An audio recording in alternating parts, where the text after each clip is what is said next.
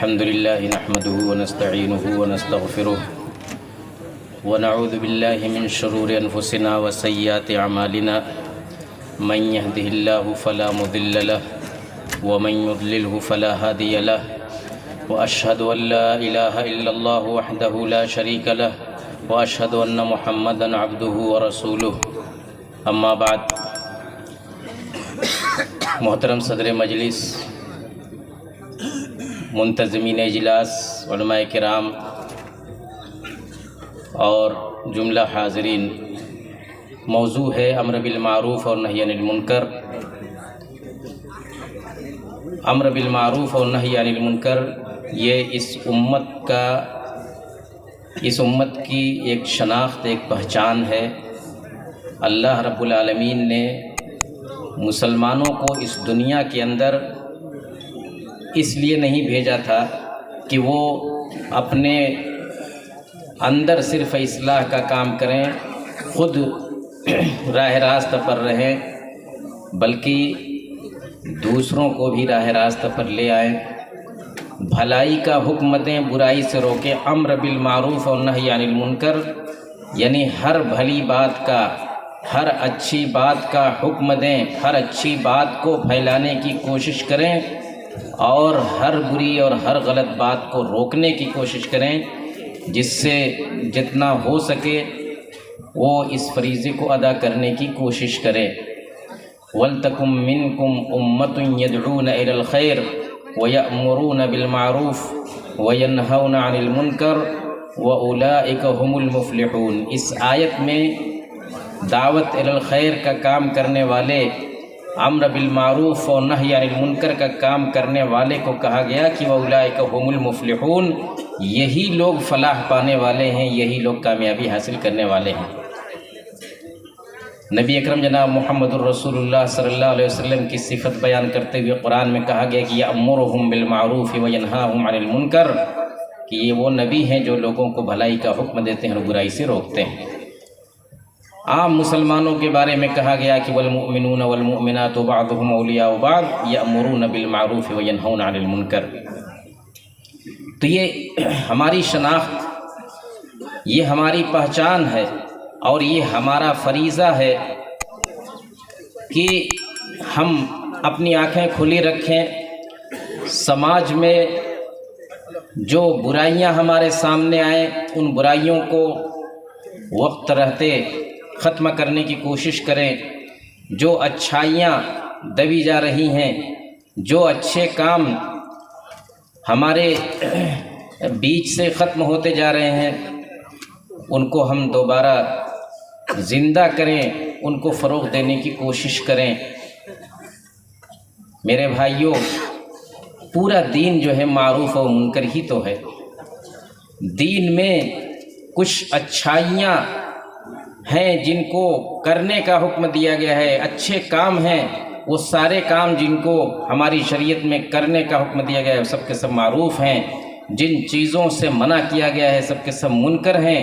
پورے دین کا خلاصہ ہے امر بالمعروف اور نہی عن المنکر کی ذمہ داری ادا کرنا، پورے دین کی حفاظت کرنا ہے.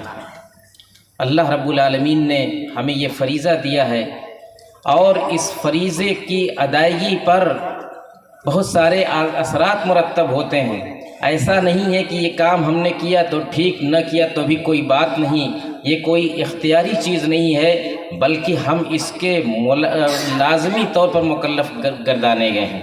اس چیز کو سمجھانے کے لیے قرآن کی آیت اور نبی اکرم صلی اللہ علیہ وسلم کی حدیث آپ دیکھیے. قرآن کے اندر اللہ تعالیٰ نے نبی اکرم صلی اللہ علیہ وسلم کو مخاطب کر کے فرمایا کہ وَاسْأَلْهُمْ عَنِ الْقَرْيَةِ الَّتِي كَانَتْ حَاضِرَةَ الْبَحْرِ إِذْ يَعْدُونَ فِي السَّبْتِ إِذْ تَأْتِيهِمْ حِيتَانُهُمْ يَوْمَ سَبْتِهِمْ شُرَّعًا وَيَوْمَ لَا يَسْبِتُونَ لَا تَأْتِيهِمْ كَذَلِكَ نَبْلُوهُمْ بِمَا كَانُوا يَفْسُقُونَ.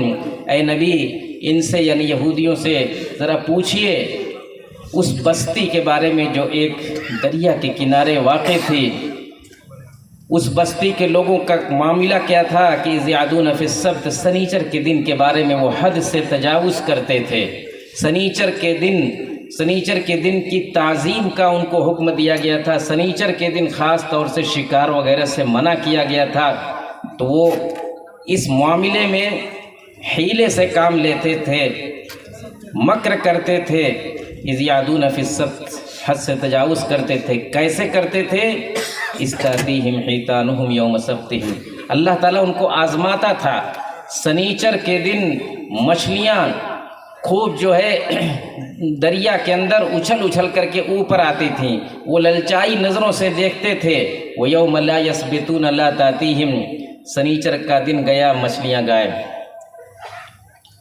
سنیچر کے دن جب کہ ان کو شکار نہیں کرنا ہے تو مچھلیاں پانی کے اوپر اوپر اچھل کر کے آتی تھیں، دیکھ کر کے للچاتے تھے، اور جیسے سنیچر کا دن گزرتا تھا مچھلیاں نظروں سے اوجھل ہو جاتی تھیں۔ وَيَوْمَ لَا يَسْبِتُونَ لَا تَأْتِيهِمْ كَذَلِكَ نَبْلُوهُمْ بِمَا كَانُوا يَفْسُقُونَ، اللہ تعالیٰ کہتا ہے کہ ہم ایسے ہی ان کی بدعملی کی وجہ سے ہم ان کو اسی طرح سے آزماتے تھے۔ مفسرین لکھتے ہیں کہ وہ سنیچر کے دن کہ انہوں نے جب یہ معاملہ دیکھا تو حرام چیز کو حلال ٹھہرانے کے لیے ایک تدبیر کی، ایک حیلہ اختیار کیا کہ کچھ گڈھے کھود رکھے تھے کہ سنیچر کے دن مچھلیاں آئیں تو ان گڈھوں میں پھنس جائیں اور پھر ان گڈھوں کا منہ بند کر دیا جائے، سنیچر کا دن جب گزر جائے تو وہ مچھلیاں پکڑ لی جائیں۔ یہ حرام چیز کو حلال ٹھہرانے کی ایک سازش اور ایک حیلہ، ایک مکر تھا۔ اس طرح سے کوئی حرام چیز حلال نہیں ہو جایا کرتی، جو چیز منع ہے، حرام ہے، وہ حرام ہی رہے گی۔ اب ہوا کیا، اس نافرمانی پر، اس حرام کام کے ارتکاب پر قوم کے اندر دو طرح کا رد عمل سامنے آیا۔ قرآن اس کو ذکر کرتا ہے اس کے آگے کی آیت میں کہ وَإِذْ قَالَتْ أُمَّةٌ مِّنْهُمْ لِمَ تَعِظُونَ قَوْمًا اللَّهُ مُهْلِكُهُمْ أَوْ مُعَذِّبُهُمْ عَذَابًا شَدِيدًا۔ اب ان میں سے ایک گروہ نے کہا کہ تم کیوں ایسے لوگوں کو نصیحت کرتے ہو جن کو اللہ تعالیٰ ہلاک کرنے والا ہے یا سخت عذاب میں مبتلا کرنے والا ہے۔ گویا کہ کچھ لوگ ان کو روک رہے تھے، منع کر رہے تھے، امر بالمعروف اور نہی عن المنکر کا فریضہ ادا کر رہے تھے۔ کچھ لوگ خاموش تھے، صرف خاموش ہی نہیں تھے بلکہ کہہ رہے تھے، امر بالمعروف اور نہی عن المنکر کا فریضہ ادا کرنے والوں سے کہہ رہے تھے کہ رے بھائی ان لوگوں کو واعظ و نصیحت کرنے سے کوئی فائدہ نہیں، یہ لوگ ماننے والے نہیں، ان کے اوپر عذاب الہی آ کر کے رہے گا، کوئی فائدہ نہیں، کیوں تم ان کو نصیحت کرتے ہو؟ لِمَ تَعِظُونَ قَوْمًا اللَّهُ مُهْلِكُهُمْ وَمُعَذِّبُهُمْ عَذَابًا شَدِيدًا۔ غور کیجئے جواب کیا دیتے ہیں، قَالُوا مَعْذِرَةً إِلَىٰ رَبِّكُمْ وَلَعَلَّهُمْ يَتَّقُونَ۔ کہا کہ دو وجہ ہے، سارے دعات کو، اہل علم کو اور ہر ایک مسلم فرد کو اس پر غور کرنا چاہیے۔ کہا کہ دو وجہ سے ہم یہ کام کرتے ہیں۔ پہلی وجہ یہ کہ معذرتاً الی ربکم، اللہ کے یہاں معذرت پیش کرنے کے لیے، اللہ کے یہاں جواب دینے کے لیے کہ کل کے دن اللہ رب العالمین ہم سے پوچھ سکتا ہے کہ تمہارے سامنے ایک غلط کام ہو رہا تھا، تم نے دیکھا اپنی آنکھوں سے، تم نے روکا کیوں نہیں؟ امر بالمعروف اور نہی عن المنکر کا فریضہ تم نے ادا کیوں نہیں کیا؟ قالوا معذرت، ایک وجہ یہ ہے کہ اس وجہ سے ہم کرتے ہیں۔ دوسری بات ہے کہ وَلَعَلَّهُمْ يَتَّقُونَ، کسے پتہ، کون کہتا ہے کہ نہیں مانیں گے؟ کیا گارنٹی ہے کہ نہیں مانیں گے؟ ہو سکتا ہے کہ مان ہی جائیں، ہم پہلے سے خود مان کر کے بیٹھیں کہ نہیں مانیں گے، وہ یہ غلط ہے۔ آج بھی ہمارے اندر بہت سارے لوگوں کے اندر یہ سوچ پائی جاتی ہے کہ ان کو سمجھانے سے کوئی فائدہ نہیں۔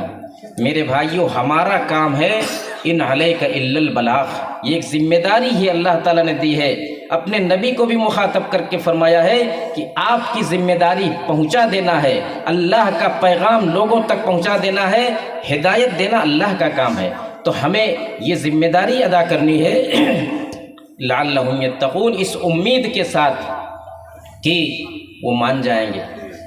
فلما نسوا ما ذکروا به انجینا الذین ینہون عن السوء واخذنا الذین ظلموا بعذاب بئیس بما كانوا یفسقون۔ جب یہ بھول گئے، نصیحتوں کو نظر انداز کر دیے، نہیں مانے، تو اللہ تعالیٰ کہتا ہے کہ ہم نے ان لوگوں کو نجات دے دی جو برائی سے روکتے تھے۔ غور کیجئے گا کہ سب سے پہلے اللہ تعالیٰ نے بچانے کا ذکر کیا کہ ہم نے ان کو بچا لیا عذاب سے جو برائی سے روکتے تھے۔ وَأَخَذْنَا الَّذِينَ ظَلَمُوا، اور جو برائی میں ملوث تھے ان کو ہم نے سخت عذاب میں مبتلا کر دیا ان کی بدعملی کی وجہ سے۔ فَلَمَّا عَتَوْا عَمَّا نُهُوا عَنْهُ قُلْنَا لَهُمْ كُونُوا قِرَدَةً خَاسِئِينَ۔ تو دیکھیے کہ ایک فریق جو امر بالمعروف اور نہی عن المنکر کا فریضہ ادا کر رہا تھا، اس کے بارے میں اللہ تعالیٰ نے صاف صاف کہا کہ ہم نے ان کو بچا لیا، نجات دے دی ان کی اس عمل کی وجہ سے۔ اور ایک فریق معصیت میں غرق تھا، اللہ تعالیٰ نے ان کو کہا کہ ہم نے ان کو عذاب میں اور اپنی گرفت میں لے لیا۔ جو یہ کہتے تھے کہ کیوں نصیحت کرتے ہو، کیوں منع کرتے ہو، ان کا کوئی تذکرہ نہیں ہے۔ مفسرین کے اندر اختلاف ہے اس بات کے کہ آیا وہ نجات پانے والوں میں سے تھے یا ہلاک ہونے والوں میں سے تھے۔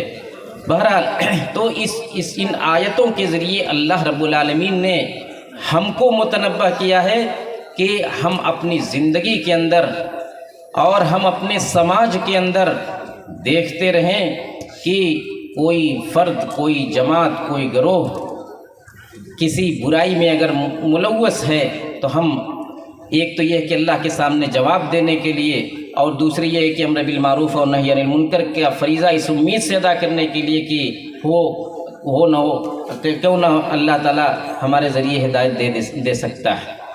اسی چیز کو میرے بھائیوں نبی اکرم جناب محمد الرسول اللہ صلی اللہ علیہ وسلم نے ایک بڑی اچھی مثال دے کر کے سمجھایا ہے۔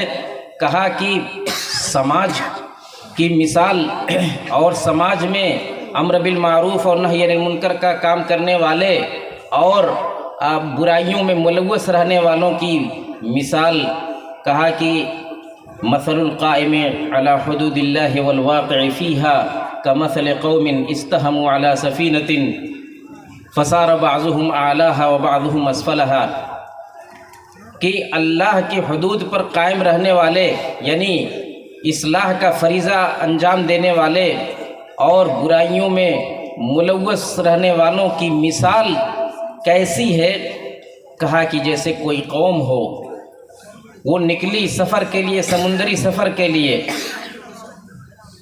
انہوں نے ایک کشتی لیا اور کشتی 2 منزلہ تھی۔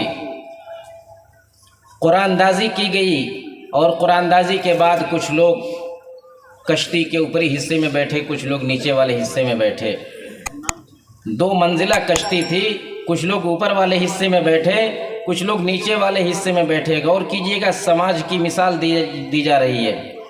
تو نیچے والوں کو جب پانی کی ضرورت ہوتی تھی، اس حدیث میں آگے کہا گیا کہ نچلی منزل پر جو لوگ تھے ان کو پانی کی ضرورت ہوتی تھی تو اوپر جاتے تھے، اوپر جا کر کے کھلے حصے سے سمندر سے پانی لے کر کے آتے تھے۔ بار بار ان کے جانے آنے کی وجہ سے ایک تو ان کو بھی تردد ہوتا تھا، دوسرے اوپر والوں کو بھی تکلیف ہوتی تھی کہ یہ لوگ بار بار آتے ہیں جاتے ہیں، آتے ہیں جاتے ہیں۔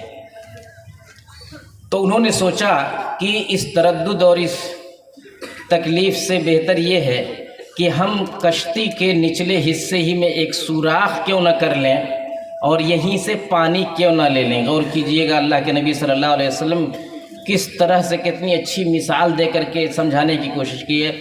کہا کہ کشتی کے نچلے حصے میں اس کے پیندے میں ایک سوراخ کر لیں اور یہیں سے پانی لے لیں۔ نتیجہ کیا ہوتا؟ کشتی میں کہ سوراخ کیا جاتا اس کے پیندے میں تو پانی ان کو تو وقتی طور پر مل جاتا، لیکن وہ پانی پوری کشتی میں بھر جاتا اور کشتی ڈوب جاتی کہ نہیں ڈوب جاتی۔ اب آپ نے فرمایا کہ فَإِنْ أَخَذُوا عَلَىٰ أَيْدِيهِمْ فَإِنْ تَرَكُوهُمْ وَمَا أَرَادُوا هَلَكُوا جَمِيعًا، اگر اوپر والے اور سب لوگ ان کو چھوڑ دیں کہ یہ جیسے چاہیں کریں، یعنی کشتی کی پیندے میں سوراخ کرنے کے لیے ان کو چھوڑ دیں تو سب کے سب لوگ ہلاک ہو جائیں گے کہ نہیں ہلاک ہو جائیں گے۔ وَإِنْ أَخَذُوا عَلَىٰ أَيْدِيهِمْ نَجَوْا وَنَجَوْا جَمِيعًا، اور اگر ان کا ہاتھ پکڑ لیں گے وہ بھی نجات پا جائیں گے اور پوری کشتی کے لوگ نجات پا جائیں گے۔ یہ مثال ہے میرے بھائیوں ایک انسانی سماج کی۔ انسانی سماج کے اندر اگر کچھ لوگ غلط کام کرنے جا رہے ہیں یا کر رہے ہیں تو ہم یہ نہ سوچیں کہ ہم سے کیا مطلب ہے، ہم سے کیا لینا دینا ہے اس کا۔ نہیں، یہ ایک ایسی چیز ہے کہ دھیرے دھیرے دھیرے دھیرے وہ ہم تک یہ گناہ، ہم تک یہ برائی ہم تک پہنچ کر کے رہے گی، اور دوسرے تو جائیں گے ہی، ہم کو بھی یہ برائی اپنی چپیٹ میں لے لے گی، پورا معاشرہ پورا سماج تباہ ہو کر کے رہ جائے گا۔ تو یہ زندگی یہ ایک کشتی ہے، کشتی کے اندر انسان لوگ سوار ہوتے ہیں تو کتنے محتاط رہتے ہیں اور کس قدر لرزاں و ترساں رہتے ہیں کہ نہ معلوم اس کشتی کا کیا حشر ہو، کب کوئی طوفان اٹھ جائے، کب کیا ہو جائے اور ہم دوسری طرف ساحل تک پہنچ پائیں کہ نہ پہنچ پائیں۔ تو اسی طریقے سے ایک سماج کو بہت ہی حساس اور بہت ہی محتاط رہنا چاہیے اس تعلق سے، اور ہمیشہ اپنی آنکھیں کھلی رکھنی چاہیے۔ آج میرے بھائیوں آپ نے اپنے سماج کو دیکھیے، آج دیکھیے کہ ہمارے اندر، ہم مسلمانوں کے اندر وہ کون سی خرابی ہے، وہ کون سی برائی ہے جو نہیں پائی جاتی۔ ابھی آپ نے کتنی برائیوں کا تذکرہ سنا، شرک سے لے کر کے اور عبادات میں، اخلاقیات میں، معاملات میں، ہر طرف برائیاں اور شریعت کی مخالفت۔ میراث کا حال آپ نے سنا کہ اچھے خاصے لوگ میراث کو شریعت کے مطابق تقسیم نہیں کرتے، دنیا بھر کے حیلے بہانے کر کے میراث روک لیتے ہیں، خاص طور سے بیٹیوں کو اور بہنوں کو، یعنی عورتوں کو میراث نہیں دیتے، جبکہ اللہ تعالیٰ کا یہ فریضہ ہے، نصیباً مفروضہ ہے۔ اسی طریقے سے زناکاری اس قدر عام ہے، گھر گھر کی کہانی ہے۔ آپ اپنے گاؤں محلے میں، اپنے علاقے میں، اپنے پاس پڑوس میں غور کریں گے، تلاش کریں گے تو اس کے درجنوں نمونے ملیں گے۔ آج نوجوان لڑکوں لڑکیوں کا جو معاملہ ہے کس قدر خطرناک صورت اختیار کر چکا ہے۔ ہماری مسلم بچیاں غیروں کے ساتھ جا کر کے وہ اپنا دین و ایمان بھی برباد کرتی ہیں اور اپنی عفت و عصمت بھی تار تار کراتی ہیں۔ سود کا معاملہ دیکھ لیجئے کہ کس قدر بڑھتا جا رہا ہے۔ اس طریقے سے ہمارے اندر، ہمارے معاشرے کے اندر، ہمارے پاس پڑوس میں کتنی برائیاں پھیل رہی ہیں، لیکن ہم ہیں کہ خاموش ہیں۔ فلاں کر رہا ہے، اگر کچھ کہیں گے تو ناراض ہو جائے گا، اگر روکنے کی کوشش کریں گے تو وہ یہ ہو جائے گا اور ایسا ہو جائے گا۔ اللہ کے نبی جناب محمد الرسول اللہ صلی اللہ علیہ وسلم فرماتے ہیں کہ ما من قوم يعمل فيهم بالمعاصي وهم يقدرون ان يغيروا ثم لا يغيروا اوشك ان يعمهم الله بعقاب، کہ جب کسی قوم کے اندر گناہیں بڑھتی ہیں، معصیت کا ارتکاب کیا جاتا ہے اور لوگ اس معصیت کو روکنے پر قدرت رکھنے کے باوجود نہیں روکتے، تو اوشک ان یعمہم اللہ بعقاب، قریب ہوتا ہے کہ اللہ تعالیٰ ان کو ایک عمومی عذاب میں مبتلا کر لے۔ میرے بھائیوں، ہم اپنے ملک کے اندر، اپنے وطن عزیز کے اندر جن حالات سے دو چار ہیں، اور جیسے جیسے ہماری زندگی تنگ کی جا رہی ہے اور جس طریقے سے ہمارے سامنے روز نئے نئے مسائل کھڑے کیے جا رہے ہیں، یہ عمومی عذاب نہیں اللہ تعالیٰ کا تو اور کیا ہے؟ یہ اللہ کی سزا نہیں ہے تو اور کیا ہے؟ اگر اب بھی ہماری آنکھیں نہیں کھلتی ہیں تو کس دن کا ہمیں انتظار ہے؟ میرے بھائیوں، اللہ رب العالمین کہ یہاں ہم میں سے ہر فرد کو جواب دینا ہے۔ ہمیں اپنی حفاظت کے لیے، اپنے دین کی حفاظت کے لیے ان چیزوں پر غور کرنا ہوگا۔ آخری بات جو میں آپ حضرات کے سامنے رکھنا چاہتا ہوں، نبی اکرم صلی اللہ علیہ وسلم سے ایک مرتبہ پوچھا گیا، انہلک وفینا الصالحون، اے اللہ کے نبی، کیا نیک لوگوں کے رہتے ہوئے بھی ہم ہلاک ہو سکتے ہیں، برباد ہو سکتے ہیں؟ ہمارے اندر صالح لوگ موجود ہوں گے، اس کے باوجود ہمارے اوپر بربادی آئے گی، ہلاکت آئے گی؟ کیا ایسا ہو سکتا ہے؟ آپ نے کیا جواب دیا تھا؟ قال نعم اذا کثر الخبث، بالکل ہلاک ہو جاؤ گے۔ کب؟ جب برائی عام ہو جائے گی، برائی عام ہو جائے گی، نیک لوگ صرف اپنے دائرے میں رہیں گے، وہ صرف صالح رہیں گے، مصلح نہیں رہیں گے۔ اگر مصلح رہتے تو برائی عام نہیں ہوتی۔ یہ ایک وارننگ ہے میرے بھائیوں، یہ ایک تنبیہ ہے، اور ہم جن حالات سے گزر رہے ہیں اپنے اس وطن عزیز کے اندر، یہ ایک الارم کی گھنٹی ہے۔ کیوں؟ دوسری طرف اللہ رب العالمین قرآن کے اندر فرماتا ہے کہ وَمَا كَانَ رَبُّكَ لِيُهْلِكَ الْقُرَى بِظُلْمٍ وَأَهْلُهَا مُصْلِحُونَ وَمَا كَانَ رَبُّكَ لِيُهْلِكَ الْقُرَى بِظُلْمٍ وَأَهْلُهَا مُصْلِحُونَ۔ اے نبی، آپ کا رب کسی بستی کو ظلماً ہلاک نہیں کرے گا اگر اس بستی کے لوگ مصلح ہوں گے، صالح ہوں گے تو ہلاک ہو جائیں گے، لیکن مصلح ہوں گے تو اللہ تعالیٰ ان کو ہلاک نہیں کرے گا۔ یہی مصلح، یہی امر بالمعروف و نہی عن المنکر کا فریضہ ادا کرنا میرے بھائیوں ہمارے لیے، ہماری بقا کے لیے بھی ضروری ہے، ہمارے دین کے لیے ضروری ہے، ہماری شناخت کے لیے ضروری ہے۔